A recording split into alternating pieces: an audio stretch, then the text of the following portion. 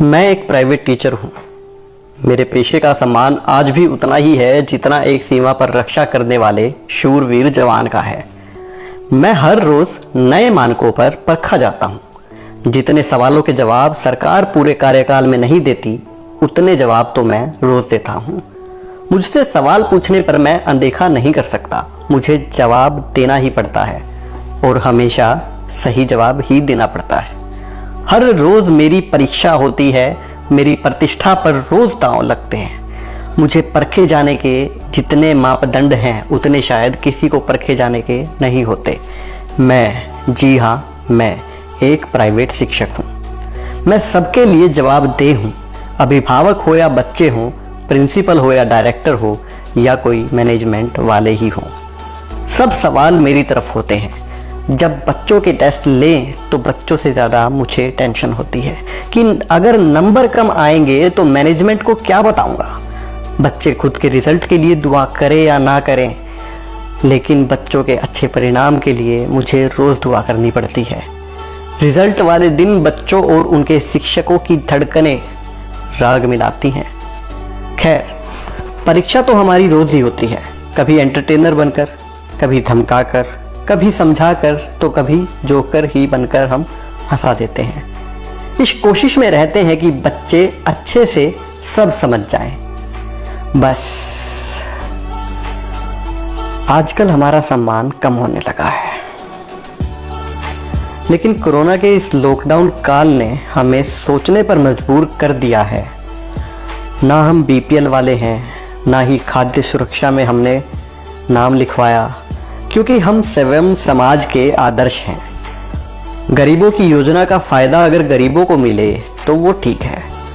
हम स्वस्थ हैं, काम कर सकते हैं, फिर सरकार पर, देश पर बोझ क्यों बने। कोरोना के इस दौर में सरकार ने जब मदद की गुहार की तो हमने आगे बढ़कर खुले हाथों से सरकारी खजाने में सहयोग किया। इसलिए बड़े बड़े सपनों को लिए हुए इन छोटे मोटे चक्रों में हम पड़ते ही नहीं हैं। आज तक हमने बस जवाब ही दिए हैं, सवाल किसी से नहीं पूछा।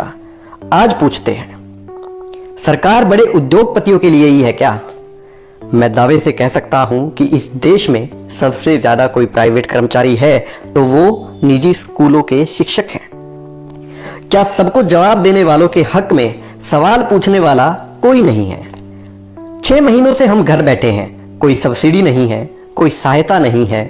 सहायता तो बहुत दूर की बात है, किए गए काम का भी यहाँ पेमेंट नहीं हो रहा है।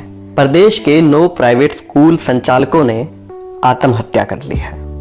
आजकल शिक्षकों के अखबार केबल कनेक्शन बंद हैं। रिचार्ज केवल एक ही फोन में होता है घर में, जिसको वाईफाई की तरह इस्तेमाल किया जाता है। रसोई में घी नहीं बचा, पकवान की बजाय केवल भूख दूर करने के लिए जद्दोजहद है। दूध 2 टाइम की बजाय 1 टाइम आ रहा है, वो भी कम होता जा रहा है। आखिर उधार का दूध कब तक आएगा? राशन वालों की दुकानें बदली जा रही हैं। दुकानों से प्राण प्रिय भाई की तरह व्यवहार किया जा रहा है। उनके बच्चों को फ्री में पढ़ा रहे हैं ताकि वो उधार चुकाने की जल्दी ना करें। सबसे उधार मांगकर हम पहले ही सुन चुके हैं, नहीं भाई और कितना दे। आजकल भगवान से प्रार्थना भी यही रहने लगी है कि आज मकान मालिक किराया मांगने ना आए। और बताऊं, बच्चों ने बिस्किट चॉकलेट की जिद करना भी छोड़ दिया। कभी कभी उनके आंसुओं को देखकर हम भी रो पड़ते हैं। किसी की बीवी प्रेग्नेंट है तो कोई महिला शिक्षक स्वयं प्रेगनेंसी से गुजर रही है। आने वाली नन्ही सी जिंदगी को कैसे जिंदगी दे पाएंगे, ये चिंता सोने नहीं देती।